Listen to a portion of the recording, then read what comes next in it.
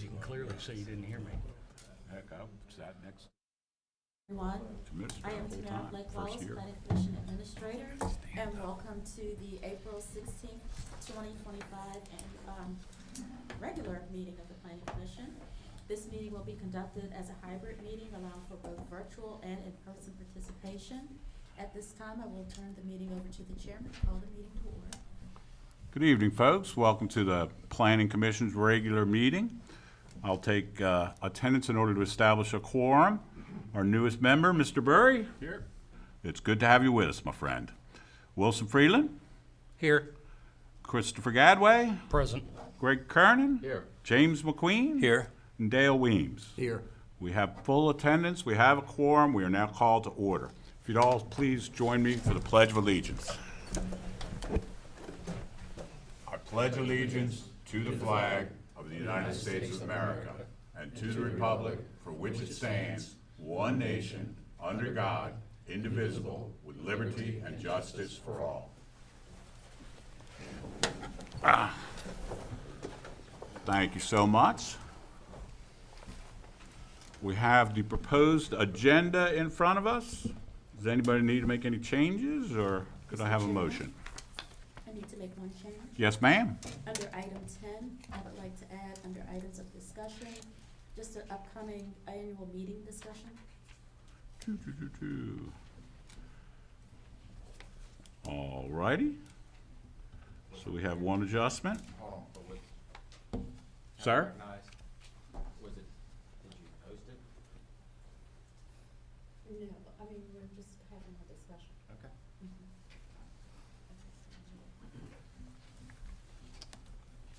Does anybody want to make a motion? Mr. Chair, Yes, sir. I move that we approve and adopt the amended proposed agenda. Thank you so much, Commissioner Freeland. Could I have a second? Second. And I have a second from Commissioner Kernan. Thank you so much. All those in favor? Aye. Aye. The agenda is approved. The proposed summary of actions for the March 19th regular meeting. Does anybody like to make a motion? Motion to approve.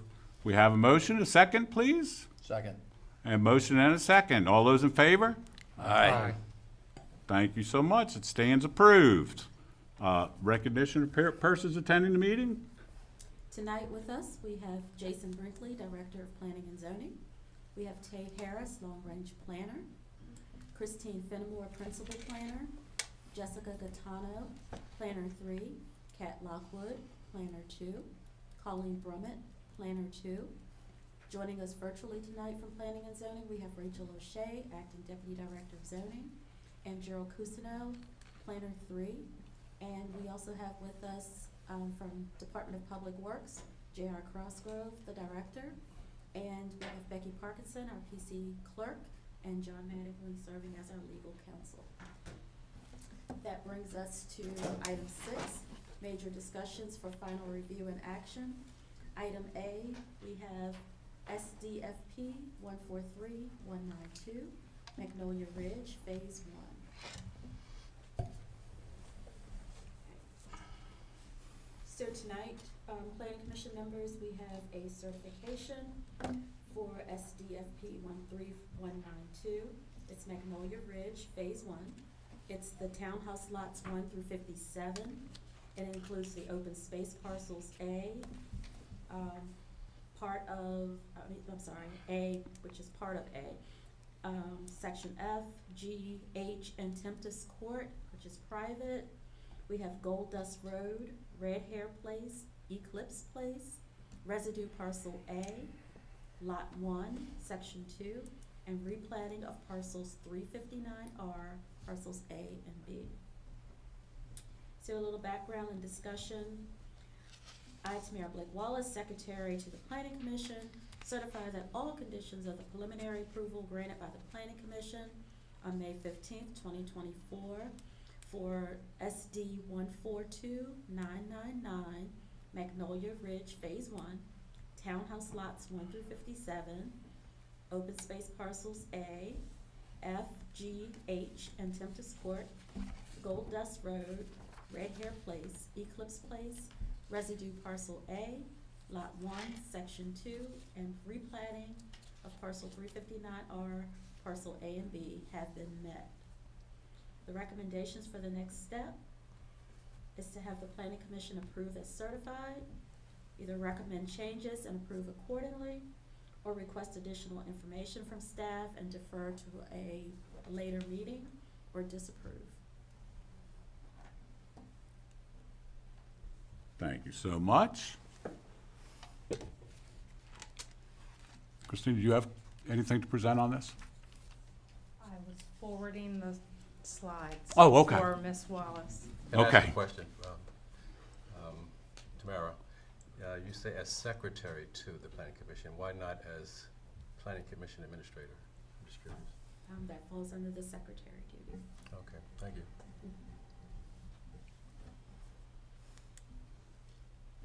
Gentlemen, do we have any questions, comments?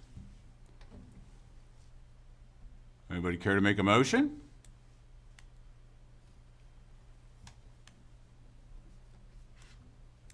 Mr. Chair, Yes, sir. having granted preliminary approval on May 15th, 2024, and after considering the certification of the secretary to the Planning Commission, I move the Planning Commission approves the final subdivision plat in the case of SDFP 143192 Magnolia Ridge Phase 1. Thank you, sir. Gentlemen, we have a motion. Would anyone care to second? Second. We have a second. All those in favor? Aye. Are there any against? Nay.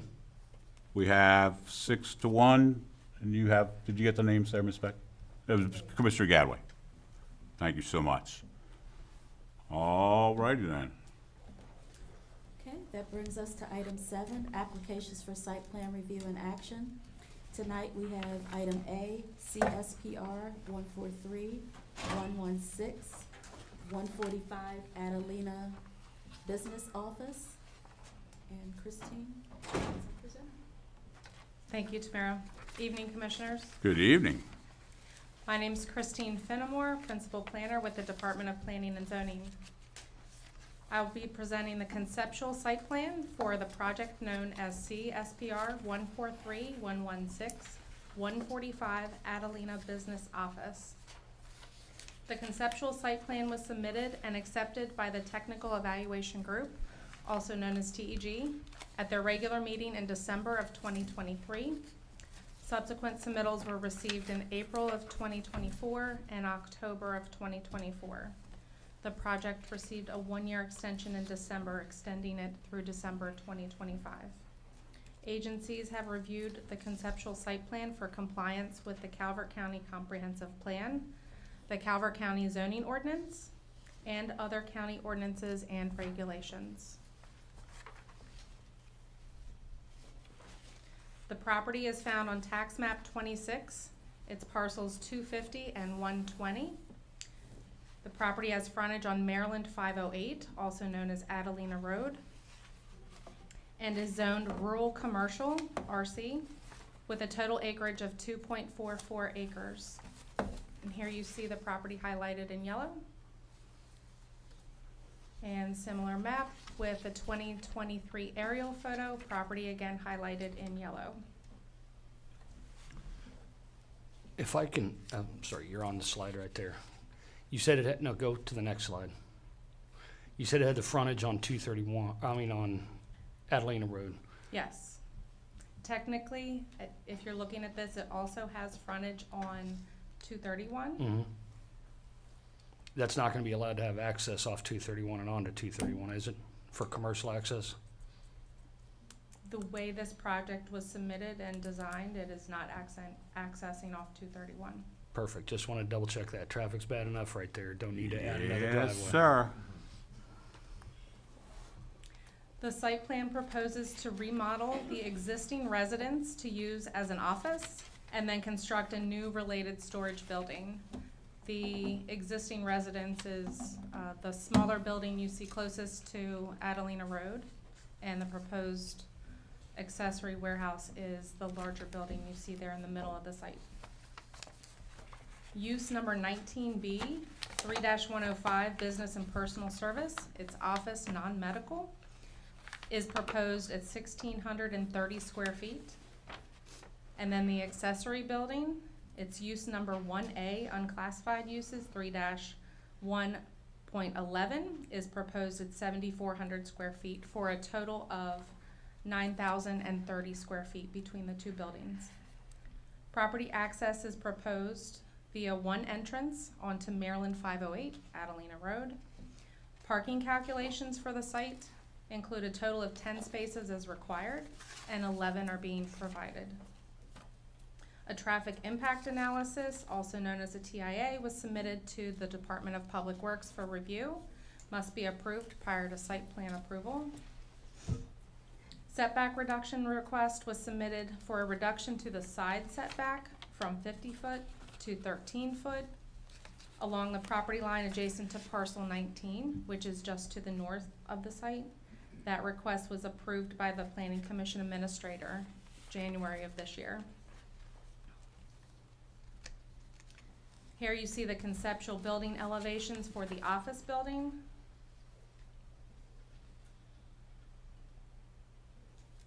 And here you see the building elevations for the storage building.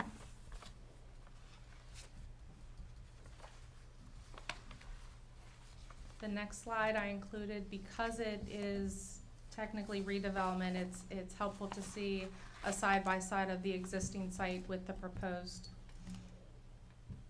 Existing pavement for the business located to the north was installed on the subject parcel and is proposed to be removed as part of this site plan. So Christine, on the GIS aerial, it looks like there's two parcels. Is it two or a single parcel? It's two, It is two. yes. Parcels 250 and 120. If it's very light on the existing conditions plan, but you see the parcel line basically going straight up and down. Oh, yeah, I see it. Okay, thank you.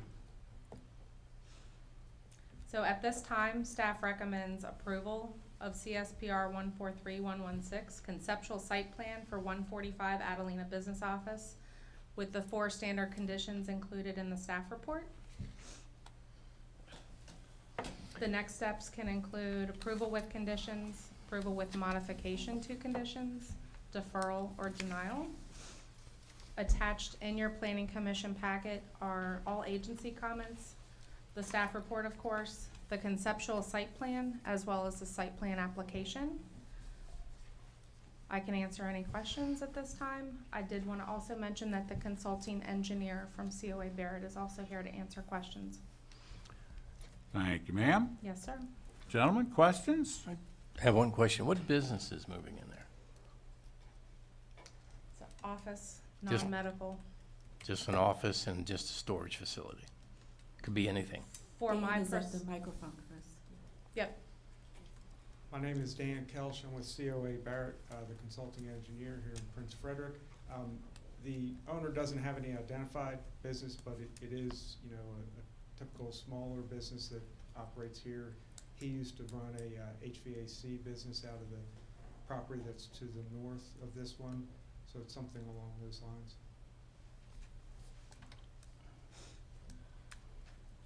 Thank you, I sir. have a procedural question, if I may, Certainly, sir. as a new guy. So, Commissioner Berry, please. I'm looking at the staff memo on page 2, where it says, the plan will not come back before the Planning Commission unless there are significant revisions to the plan as presented herewith.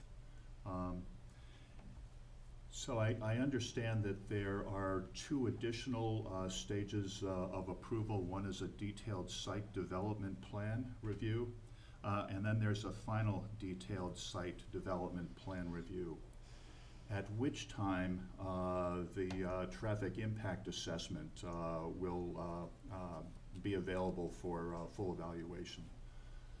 My understanding is that one of the Planning Commission's responsibilities legally is to make a determination as a body that the site plan meets all adequate public facilities ordinance conditions.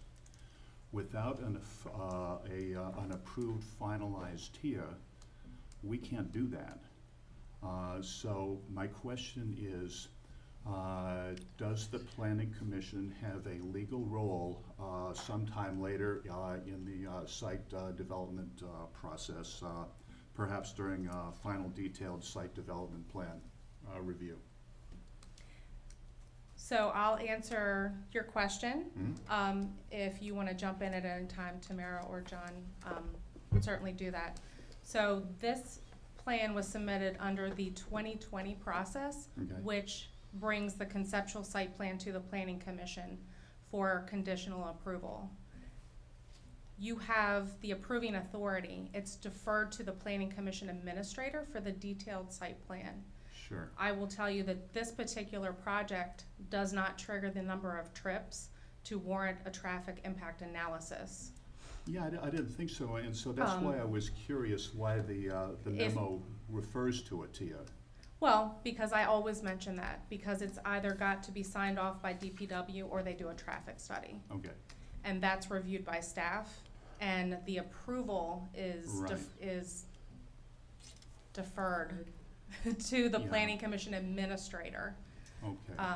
For the detail, the final site plan is essentially the same plan set as the detailed site plan, Okay. even though on paper it's two different steps. So in this case, the adherence to adequate public facilities ordinance is not relevant because a TIA is not required, at least for that part of the AFPL. It's relevant, but it's not required to do that Right, larger yeah, study, correct? yeah. The procedural question I have, though, still remains, which is that I think the Planning Commission is legally required to affirm adherence to the APFO, and in some cases, will not have the information available to do that at the So- conceptual review plan process. Mr. Byrd, if I can, at this moment, we have adopted a new process Okay, because there were some concerns by the Planning Commission that they weren't seeing complete plans come Okay. back.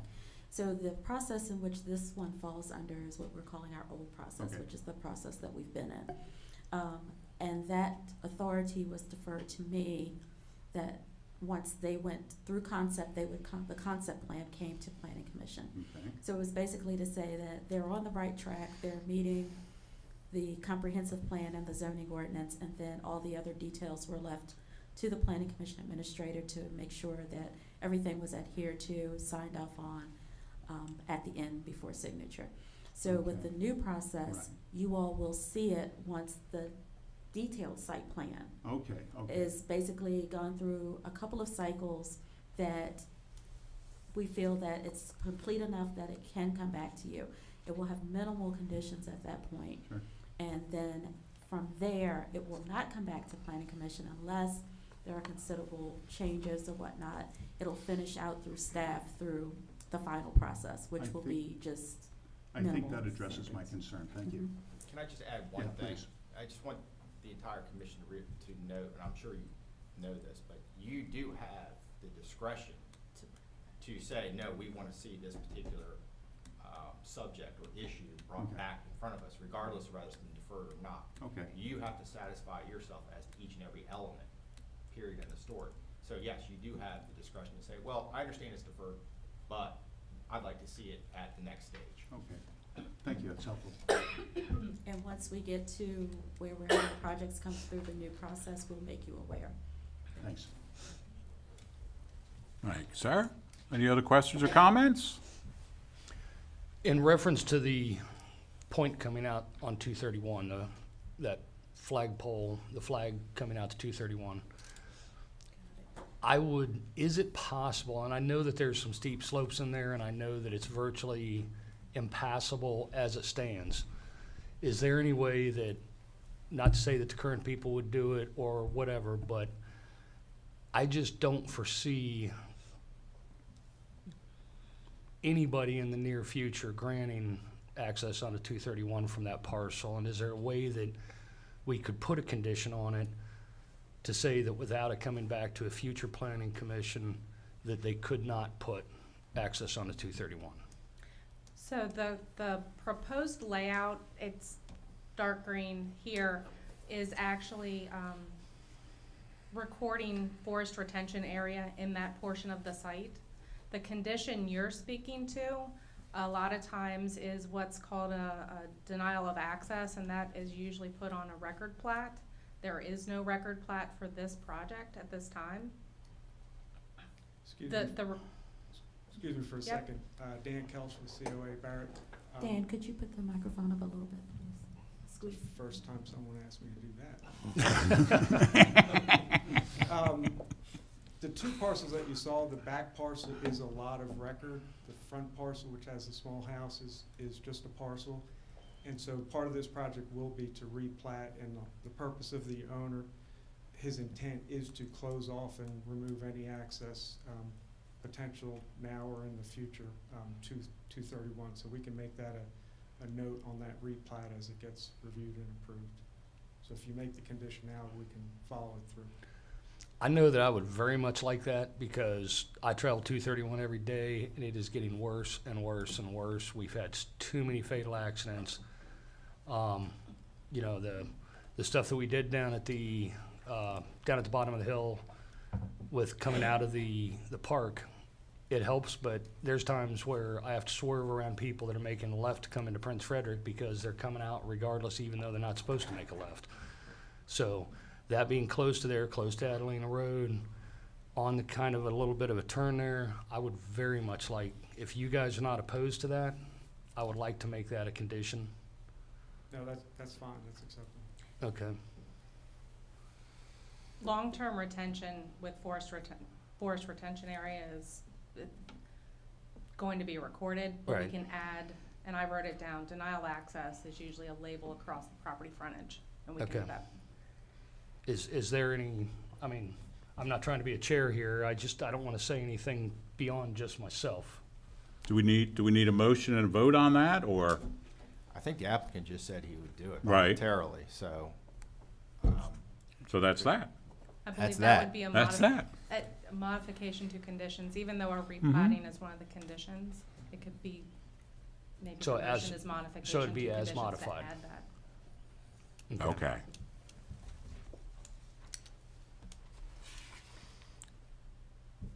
Mr. Burry, before Yeah, he takes off, did we answer all of your questions that you had? yes, absolutely, thank you. Okay, great. Wonderful. Gentlemen, anybody else? Any other questions, comments, conditions?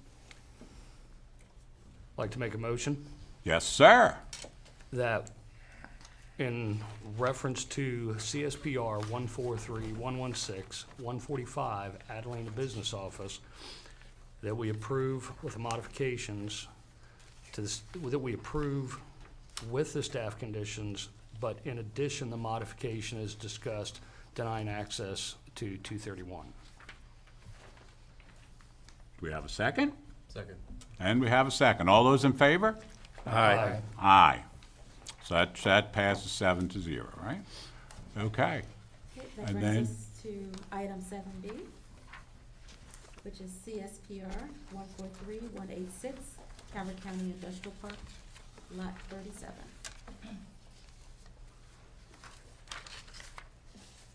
Evening, Commissioners. Again, for the record, my name is Chris Fenimore. I'm a principal planner with the Department of Planning and Zoning. I'm presenting conceptual site plan for the project known as CSPR 143-186, Calvert County Industrial Park, Lot 37, Flex Space Buildings. The conceptual site plan was submitted and accepted by the Technical Evaluation Group at their regular meeting in August of 2024. Agencies have reviewed the conceptual site plan for compliance with the Calvert County Comprehensive Plan, the Calvert County Zoning Ordinance, and other county ordinances and regulations. The property can be found on tax map 26, parcel 277. The property is located on Cutter Court in the Calvert County Industrial Park. It's found in the I-1 Light Industrial Zoning District and has a total of 2.75 acres. And here you see a location map with the property highlighted in yellow.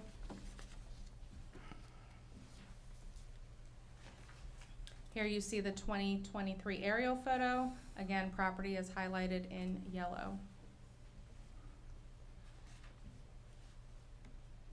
The site plan application proposes 2 one-story flex space buildings on lot 37. Building 1, which is on the right, is 17,000 square foot total. That includes 11,700 square feet on the first floor, and there is a mezzanine within the building, which is 5,300 square foot.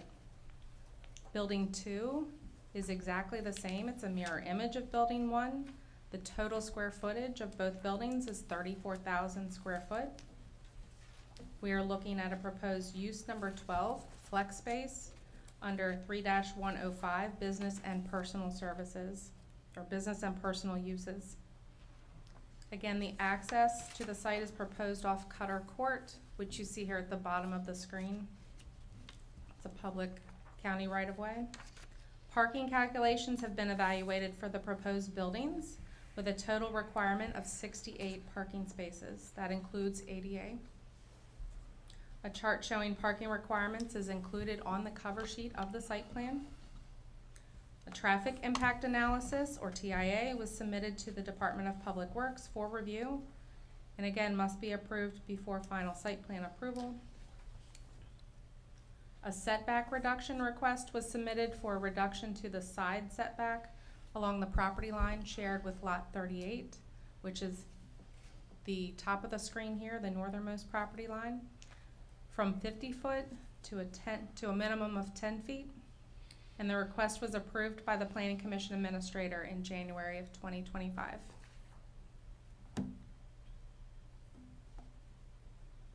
Here you see the conceptual building elevations as received with the concept site plan. This is building 1. Again, building 2 is a mirror image.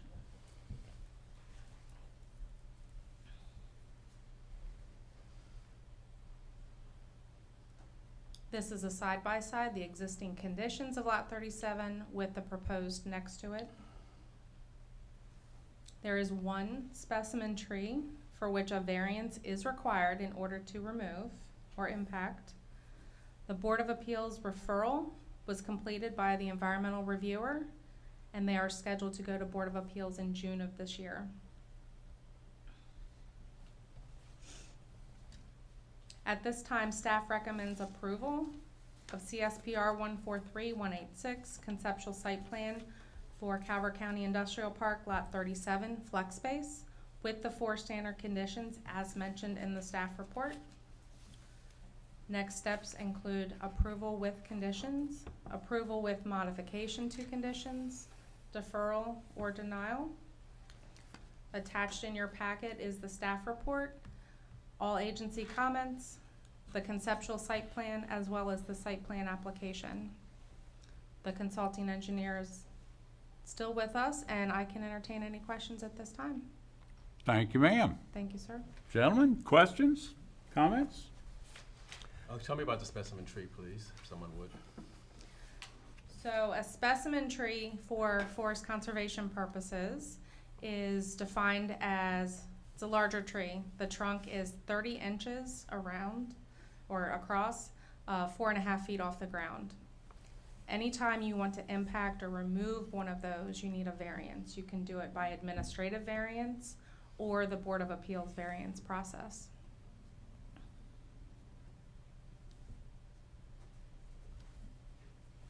Thank you, Chris. Yes, sir. Gentlemen? I always look forward to learning something every day. What is the difference between a 30-foot tall building that's 1 story with a mezzanine and a 30-foot tall building that's 2 stories? I might have to defer to the engineer. I have building elevations. Right. I mean, I noticed it. It's 2 stories. It has But no 3 floor levels of plan. windows, but I'm just trying to figure out what's the difference between a 2-story building and a 1-story building with a mezzanine. I'm not my name's Dan Kelshin with COA Barrett and Prince Frederick. I'm not an architect, and so this won't be elegant, but in this particular instance, this entire development is an exact duplicate of what's on Lot 1. When you come in the main driveway into the industrial park on the right-hand side. And so when you walk up the stairs to the second floor, you're looking, people from upstairs are looking over a half wall down into the rest of the space. So that's what occurs from, in that building structure. I kind of treat it like it's a two-story building that only has a partial second story. Gotcha. I mean, I understand the concept, and I knew what it was. I mean, I knew the layout, but curious question, so I'll Google it later. Thanks. Thanks, sir. Christine, Yes, sir. traffic leaving the site wanting to go east on 231 have to go north on Gibsale, left on Ketch, and come back down to Skipjack Yeah. to go east, is that correct? Pretty much. Because the intersection at Gibsale Is and restricted. Maryland 231 is now directional, so right in, right out. Thank you. Yes, sir. Gentlemen, any other questions or comments? Would anybody like to make a motion?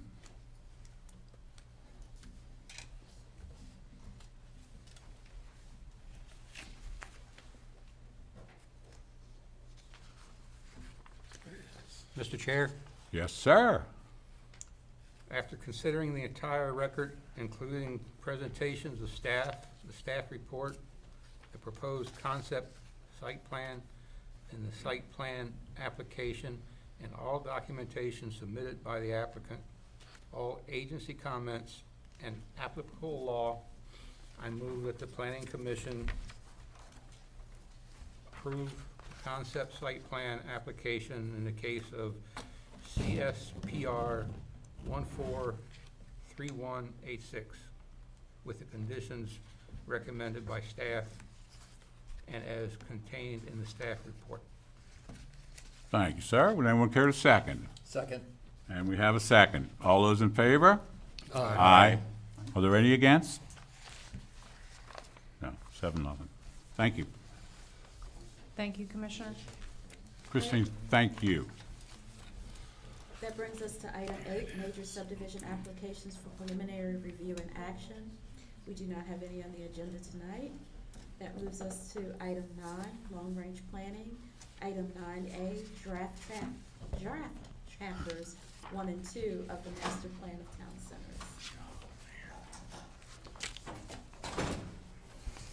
Good evening, Commissioners. I'm Tay Harris. I am the long-range planner for the Department of Planning and Zoning. Tonight, I am here to discuss with you the draft chapters to the master plan of town centers.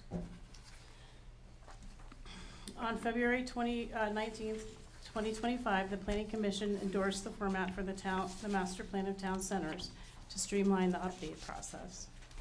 The updates will prioritize the oldest plans and follow a 3-phase process: identify issues, develop the plan, and adopt the plan. On March 19th, 2025, the Department of Planning and Zoning presented the draft chapters 1 and 2 of the master plan of town centers to the Planning Commission for review. The draft chapter 1, town centers, includes background information applicable to all town centers, while draft 2, Prince Frederick Town Center Master Plan Update, covers updates specific to the Prince Frederick Town Center. Both chapters include agency, department, and public comments from the December 2024 draft Prince Frederick Town Center Master Plan Update, received during the 90-day comment period from June 27, 2024 to September 25, 2024. In response to the Planning Commission's comments from March 19, 2025, staff has revised the chapters and now presents them for review and discussion. Portions of the chapter have also been revised for consolidation and streamlining purposes. Additionally, staff seeks guidance on whether to hold a public hearing on May 21st, 2025 to consider both draft chapters.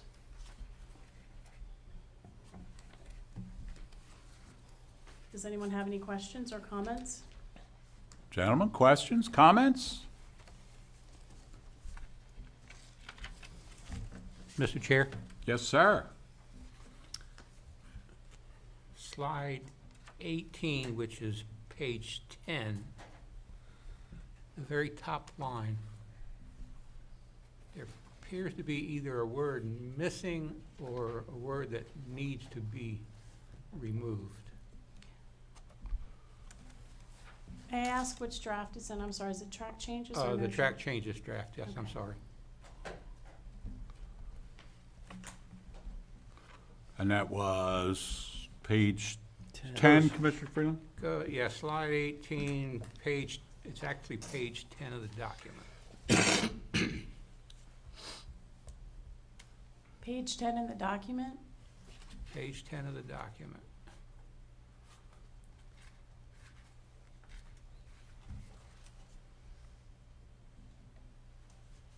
Are you talking about the word "and"?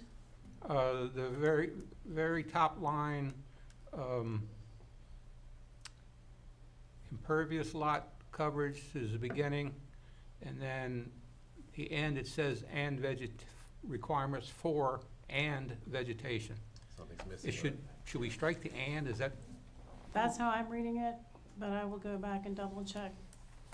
That's what it looks like it's reading, it reads that way. Let me go ahead to the previous page just to double check to read the whole thing.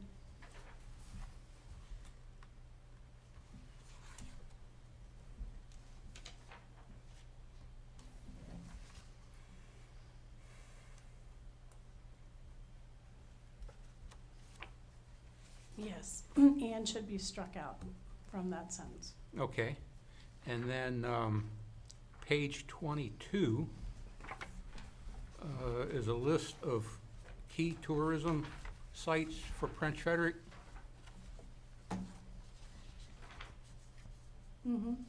That should be struck, and it does appear in chapter 2. Chapter 1 is generic of all town centers, correct? That is correct, thank Yep. you. Good point. Mhm. It shows where it should be in page 76, and I think it's exactly the same. That's correct. I will strike it. That's all I have. Thank you, sir. Excellent points. Gentlemen, anyone else? I have a question. Yes, sir. Actually, back on page 9 to 10, talking about Bay critical area. Yes.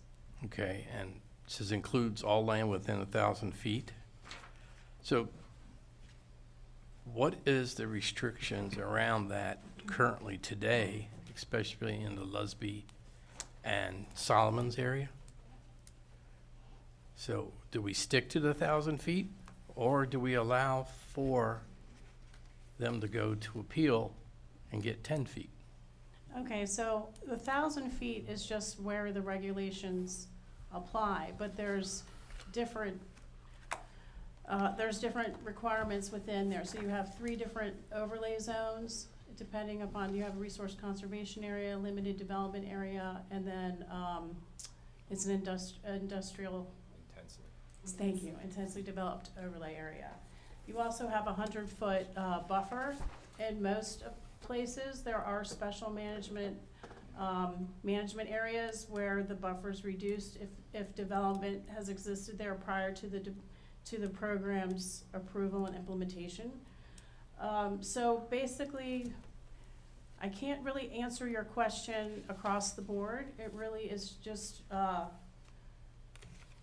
based on location, proposal, impacts, mitigation requirements. It's a rather complicated program.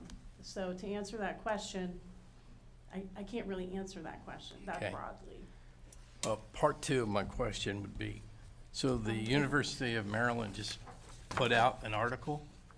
I was gonna add on to the first part of your question. Okay, good. I'm Colleen Brummett, I'm with Planning and Zoning. I know enough about critical area to maybe be dangerous. So everything that Tay said was correct. The state is also very heavily involved when you're doing critical area things. So it's not strictly up to county staff. if something gets approved, if a variance gets approved, if a permit gets approved. So there is that extra layer of regulation that's coming from Maryland Department of the Environment, just to have in the back of your head. Okay. That's all.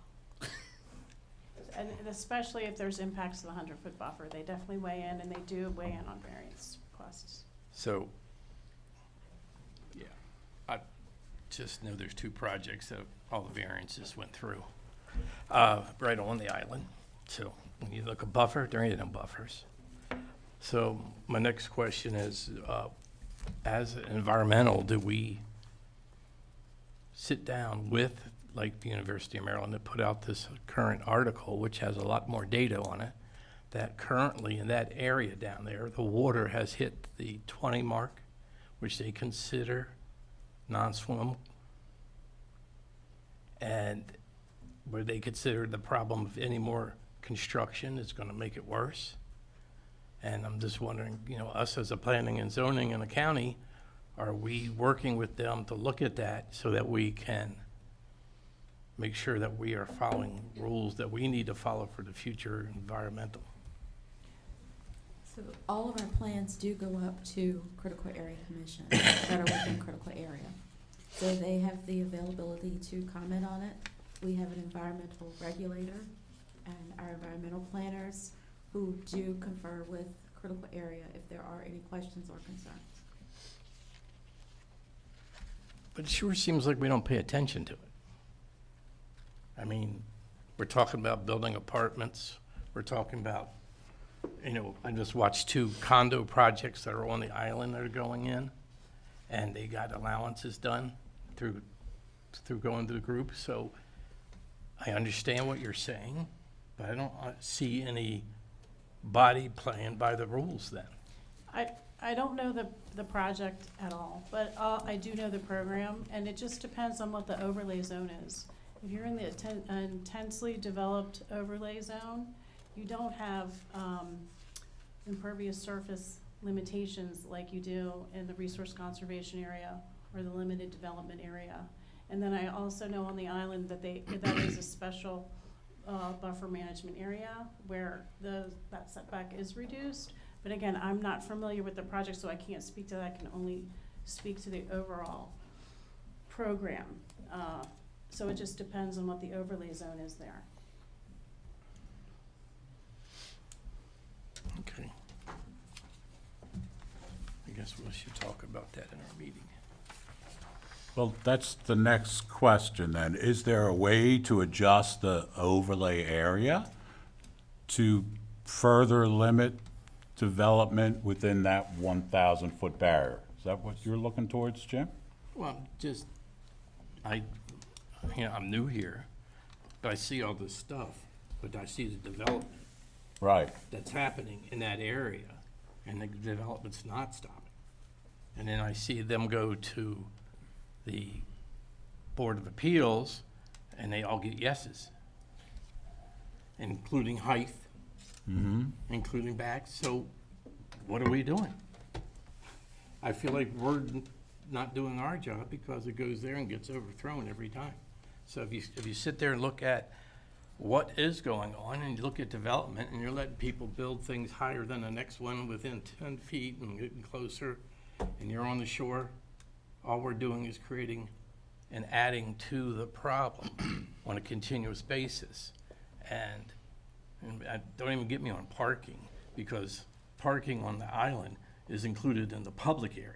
So the person that builds doesn't have to put in all the parking that he needs. Mm-hmm. And then you gotta act like, okay, who's gonna park where on the weekend?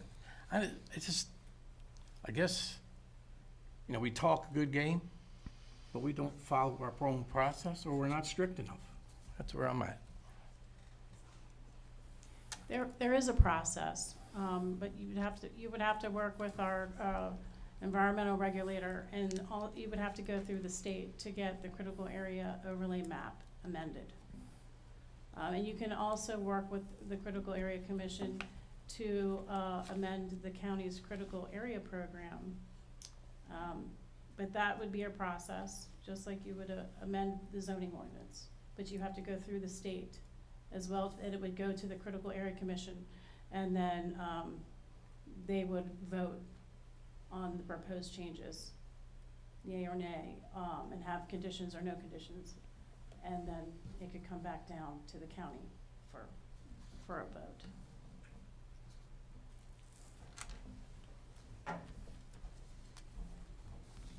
Gentlemen, any other comments or questions? Yeah, Mr. Chairman. Yes, sir. I wanted to follow up from some concerns that Commissioners Gadway and Freeland raised at the March meeting regarding traffic congestion. Certainly, sir. And there was a suggestion then that the text mention 4 failing intersections within Prince Frederick. And the text has now been modified to mention one of them. If you look at the most recent applicable traffic impact analysis, which is the November 2024 Prince Frederick Assisted Living Traffic Impact Analysis, it identifies actually 4 different failing intersections. That's Route 4 at 402, Route 4 at Commerce Lane, Route 4 at Church Street, and Main Street at Church Street. Outside the bounds of that TIA, but inside Prince Frederick also is another failing intersection, and that's Route 4 at Stokely Road. So if you look at all 5 of those failing intersections in combination, it really brackets almost the full length of the Prince Frederick Town Center from north to south. And if I understand the Adequate Public Facilities Ordinance correctly, any traffic impact study within those areas of Prince Frederick probably would come back also showing non-compliance with APFO intersection quality level of service criteria. And so what we have is a situation under the APFO that we've never had before, to my knowledge, in Calvert County, which is traffic congestion that now under APFO will restrict future commercial and residential development. So either the applicant would have to wait 6 years, or there would be some remediation to the traffic congestion. And so my recommendation, because that's such a serious impact on the future of Prince Frederick, is that the Town Center Transportation Chapter specifically cite all 5 failing intersections and the consequences under the APFO. And I just want to make sure that I have that logic correct.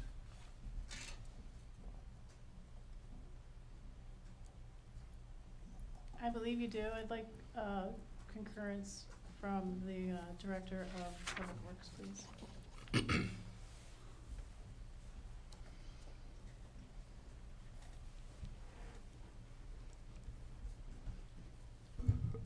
Good evening, Commissioner. J.R. Cosgrove, Director of Public Works. So, are you asking us to list in the master plan all the current failing intersections and develop a plan on how development could proceed, even though the intersections are currently failing, and still meet APFO? I'm not suggesting that county government develop a plan to mitigate that congestion, simply to acknowledge it and the APFO ramifications of that for future development.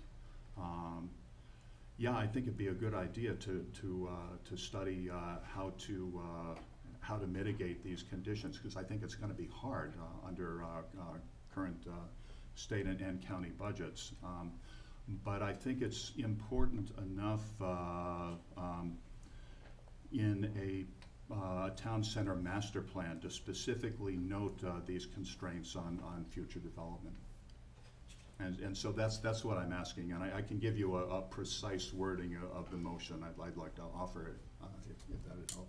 Yeah, we'd certainly be willing to entertain it. I know in the past it's come up where, I mean, the Maryland 24402 intersection has shown up in previous studies as currently D or E or even even Yeah. failing at times. Yeah. And when you start putting the strain of just what it would take to fix that intersection on a randomly small development, I mean, I know we look at, let's just say Armory Square is not necessarily small, but Yeah. considering the ramification of how to improve that intersection to meet the current APFO is a tall ask for a single developer. So I think it's gonna have to be looked at globally Yeah. and maybe come up with I'm not saying the county necessarily comes up with how to fix it, but a plan that maybe all the developers can participate in over a period of time. Because that intersection's been an issue for a time. I know Stokely Road, Sure. 4's been an intersection for a while. I know we've worked with State Highway to do some improvements, and they have done some improvements, but they haven't finished all the phases that are needed to assist with some of that, getting traffic through Prince Frederick sooner, quicker, easier. Yeah. Because we don't have all the lanes that we need. I know that's been one of our priorities for the county that we've pushed on the past few priority letters to MDOT. It's currently on this year's request, but we always get stopped, like you said, budgetary constraints. Yeah, I think future county remediation actions are worth some serious discussion among staff and with the commissioners and eventually with the planning commission. What I'd like to ask tonight is simply for some additional language within chapter 2. I can go ahead and propose a motion, but if there's any future further discussion, I'd be very interested. So we'd wait until the end of the discussion for you to add a motion, or you want to do it now? For the sake of future discussion, let me propose a motion, which would be, I move that we direct staff to make the following modifications to draft chapter 2, and further move once those additions have been made to proceed to the May 21st hearing. Those additions are to add text under traffic condition concerns section that specifically cites the 5 intersections as currently failing under APFO criteria, and include language to the effect that this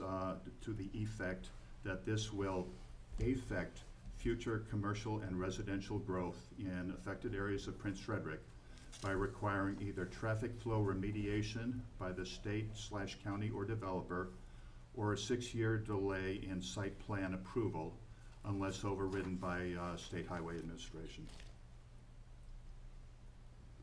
So that's the suggested motion, subject to everybody's thoughts.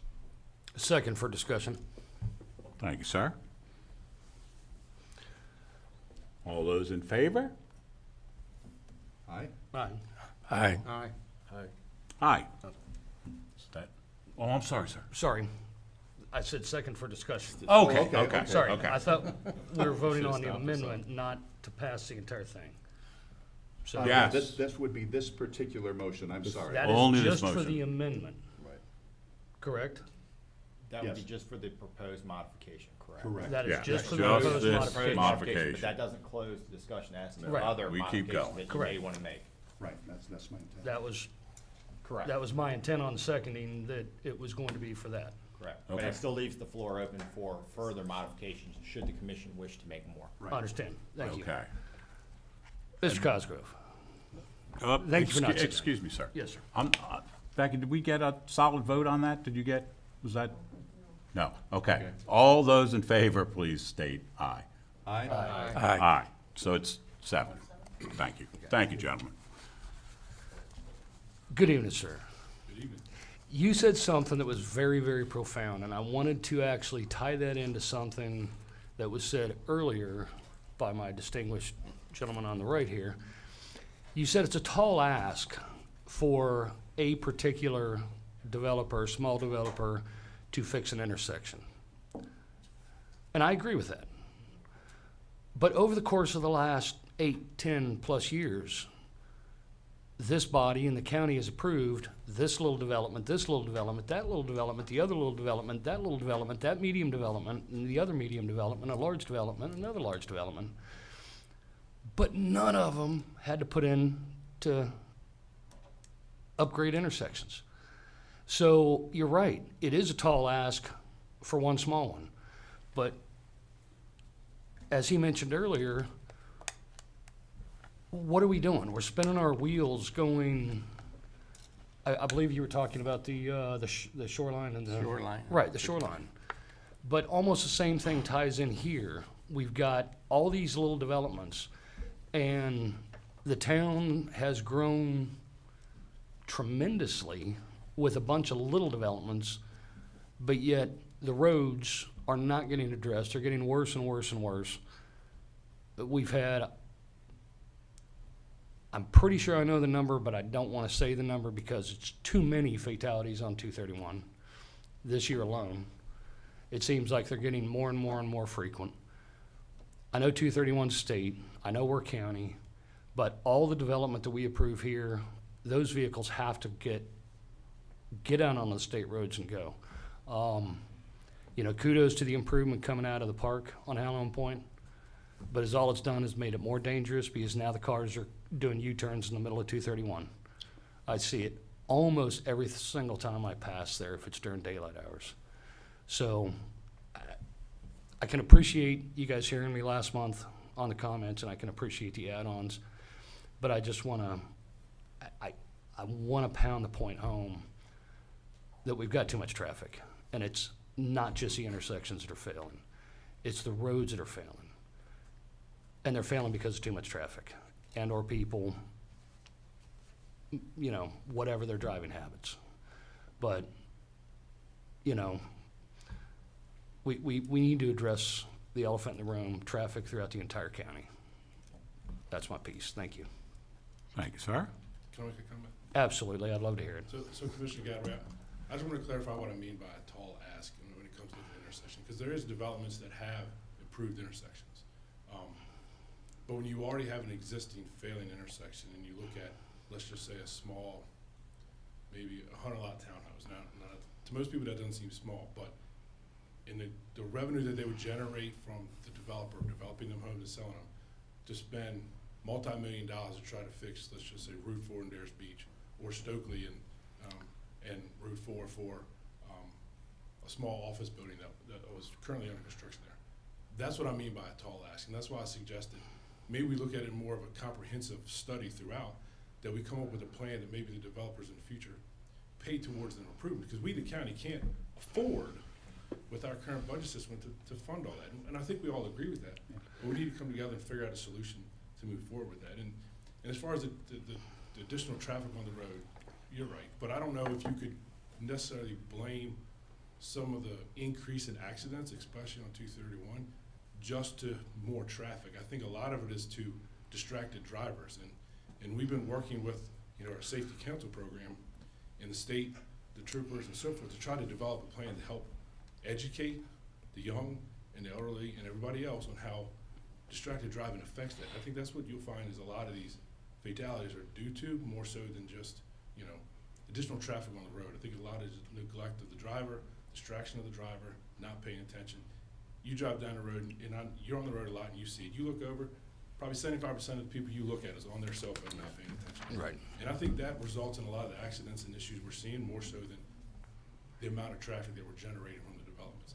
It helps, you know, it probably adds to it because there's more congestion on the road, but I don't know if we can completely blame it on strictly development. But I do think we need to look at a comprehensive study throughout the county and come up with a plan to better improve our roads through the county. Right. And I wasn't trying to come at you in any negative way with that comment, but I believe I said what you said was profound. Right. And I compliment you for that, because you by saying that started a lot of other thoughts. And I think additionally what you said shortly after that was have everybody, and again, I hope that Prince Frederick doesn't see this glut of build again in the near future, because as it is, it looks like we're at the end of a period of substantial growth in Prince Frederick. I think that all the other stuff has been put in place to stymie a lot of the stuff that we've seen in the last few years. But if the other stuff does come up and other big developments come in, I like what your thinking is. You know, the others come in, somebody's gonna have to pay for these additional intersection upgrades. We can't go back to the state each and every time and rely on them because they're coming back and saying no. You know, specifically, you're right, 231, Route 4, if you drive a pickup, yes, you see 50, 60, 70% of people on their phone. I've seen people on their computers on the screen with no hands on the steering wheel. I guess that's an auto drive thing. But 10 years ago, going across 231, you would pass at any particular time, you know, the same time, if you commute the same time, you would pass, I'm gonna make up another 50 cars going the opposite direction, 10, 15, 20 years ago. Now, you pass 4 to 5 times that. Sometimes I've literally sat there and nerded out 350 cars from the time it takes me to go from Prince Frederick to Hughesville, I pass going the other direction. And yet people still try and pass, but again, regardless. So the traffic has gone up substantially. But as you said, I agree with you, distracted driving has a lot to do with it. But, you know, thank you very much for all you do, and I appreciate your comments.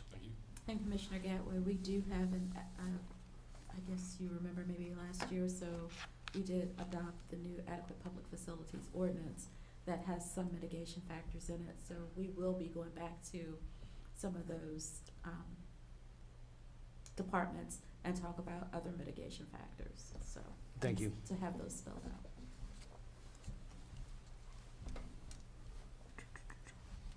Gentlemen, any other comments or questions on these chapters? One other question. Certainly, sir. The status of the completion of the Eastern Loop Road, is that currently funded? Is construction underway? On page 42, it says funding still allocated for completion of the Eastern Loop Road. You talking about Foxhorn Boulevard?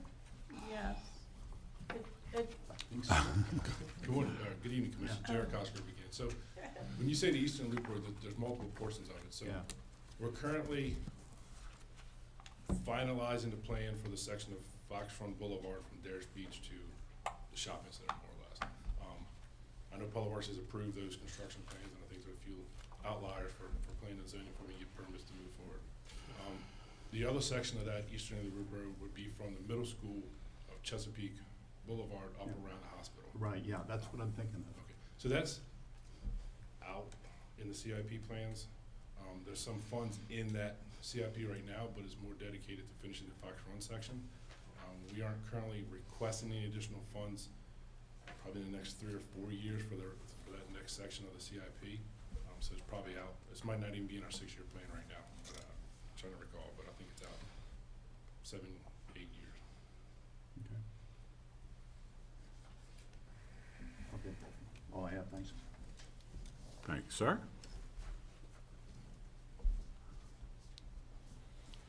Any other comments, questions? Would anyone like to make a motion?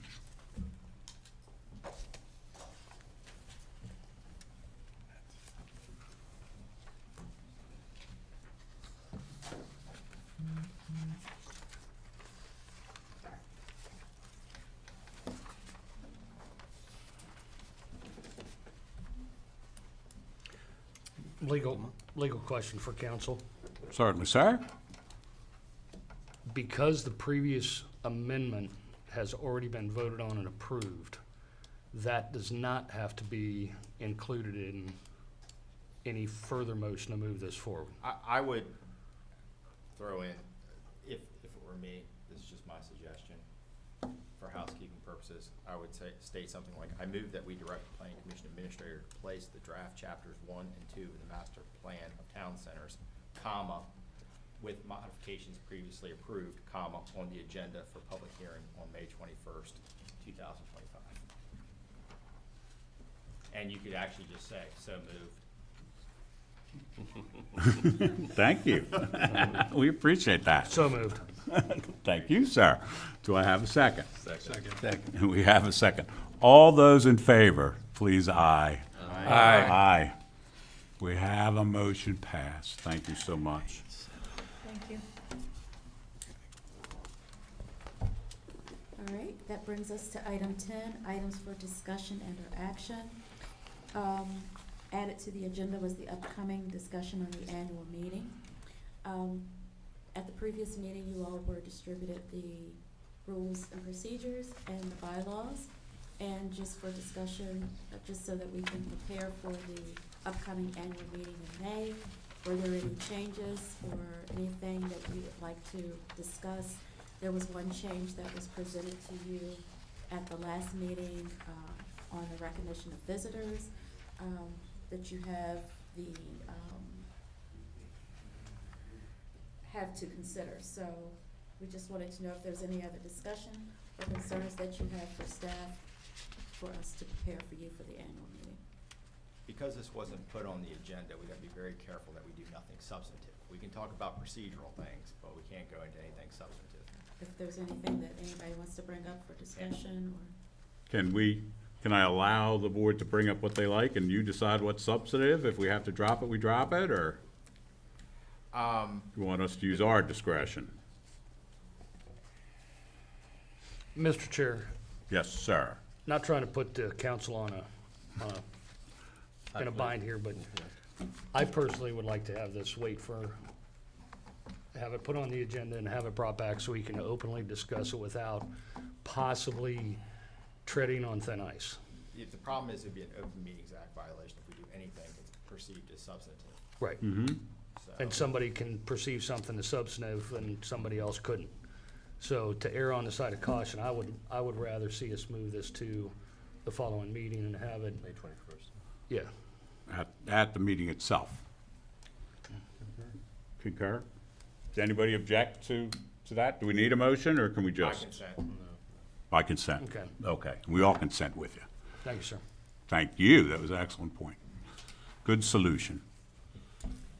All righty. All right, that brings us to item 11, items of interest. Can I have a question first before we move on? Certainly, sir. There was a question floated through an email this week by Commissioner McQueen. I just want to make sure he got his question answered. I got my question answered, but I have a follow-up. So thank you for that. So, as we know, Mr. God has put the Lusby Apartments complex up for sale. And so, I understand he gets 3 years before he has to start the project, or somebody has to start the project, Before the plan expires. right? Can they ask for an extension? They don't have an extension for the final plan. The final plan, once it's stamped, it expires 3 years from the date that it was stamped. So There has the- been no extension on that. No, but down the road here, a sale happens, whatever, can the new owner ask for extension? They would have to, once the plan expires, they would have to come back through for new approvals. So no matter what, we're at a 3-year rock hard date. They could always get a text amendment from the BOCC. So they could get an amendment from BOCC. I mean, anybody can get a text amendment from the BOCC. It's your right as a constituent. You're talking about a change in the law, though, correct? Yes. Yeah, Yes. yeah. So the way it currently stands, they're not even allowed to request? an Hard extension? ceiling at 3 years. Hard ceiling, no extensions. Okay. Unless they went to the BOCC to request. Correct. And it's a legal position they're in where they're not allowed to have it, so it would require a law change, a change in the legal.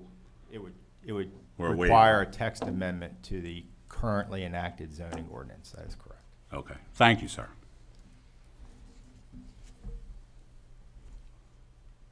Okay. Now, where does that leave us? Okay, any other discussion? That brings us to item 11, items of interest.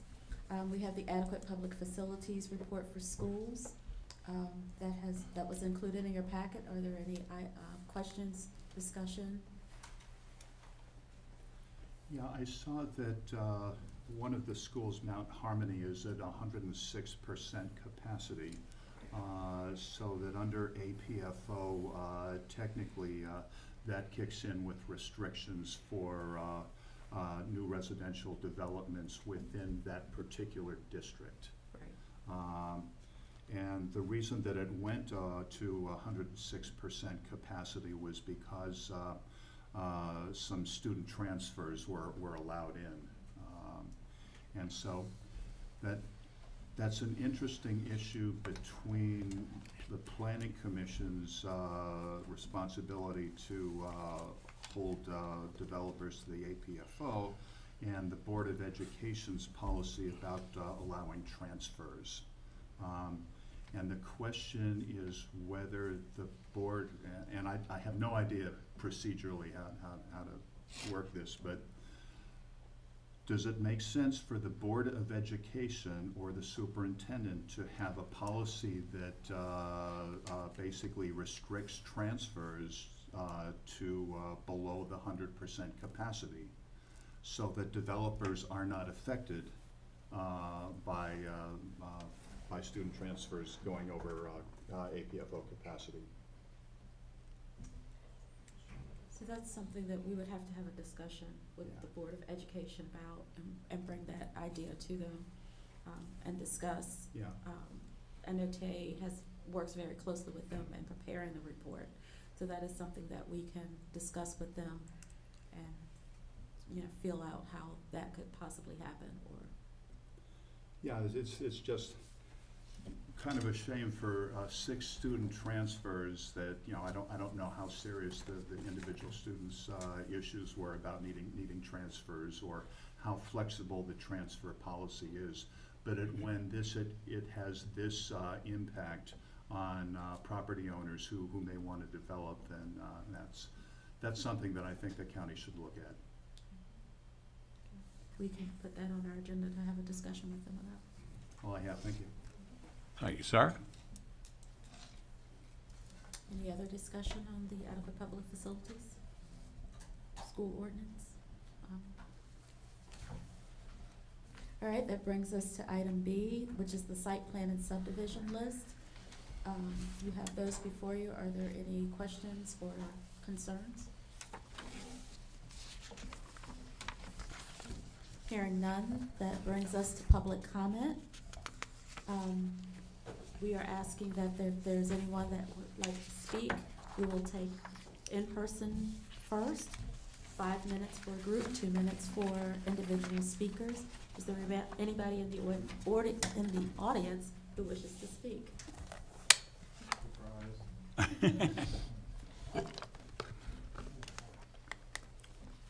Be speaking to the mic. I'll try. My name is Bob Estes. I'm representing Friends of Hunting Creek. This is all his fault because he had me out doing work on macroinvertebrates this afternoon. But, I'm hearing some of the same things that coming from Mr. McQueen that I've mentioned and I'm sure all of you have thought. Is there a point where you just can't keep polluting the water more, for instance? You can't add more to a town center that's already overloaded, and traffic's one of the problems for sure, and that's the one that we all notice, but there's probably other problems as well. Is there a time when, and I think the public wants to know about this, I mean, you're frustrated, and believe me, so is the public, that we just keep adding and adding and adding, and instead of having a thermometer looking at the traffic problem, we say, we got this little one, that's all okay, but you just keep piling on. Maybe they're too small to get a traffic study, but maybe you just can't do this anymore. Somewhere along the line, you just gotta say no. I mean, big lift, sure, of course it is, but until the state wants to open this up to, 4 lanes going each way, I mean, what are you gonna do? What are you gonna do about the pollution where people can't, so you can't even fall out of your kayak without a health issue down there? Is that I mean, we've got all these rules, we've got all these regulations, but do they actually apply to the problems we're actually finding? It's very frustrating. I feel what you were saying. About this East Loop, every time I hear East Loop, you know, if I had enough hair, I'd be standing up straight. What does it actually fix? Where does it go? It goes into a shopping center. There's other ways to get to that shopping center already. What is the impact? Does it help any of the intersections? Just barely, if at all. I mean, if all you're gonna do is route it over to another part of the, are they gonna then try to get onto Route 4, right there by the gas station? Where are they gonna go? What does it do? It's gonna cost money. You're going to be going over delicate lands, wetlands included. I don't know if any of you all looked out over there, but that's not exactly the easiest place to build something. And I don't see it doing anything. It's gonna be expensive. Somebody's gonna pay for it, sure. But is it worth it? I just don't see it. I just don't see it happening. And if you wanted it to go all the way past the hospital, to make it run in both ways, you gotta have an overpass. Is that a solution? That helps when you're going northbound, but if you can't get on going southbound, then you're just bringing them down over to, you know, Dares Beach Road or something. So I don't get it. I mean, and they're very expensive, as you know. So that's my few cents worth. Thank you. Thank you, sir. Thank you, Bob. Is there anyone else in the audience who wishes to speak? At this time, we do not have anyone but staff on the Zoom meeting. So at this time, that brings us to item 13, adjournment. Would anybody like to make a motion on adjournment? Motion to adjourn. We have a motion, a second, please? Second. And motion and second. All those in favor? Aye. Motion passes. See you all next month.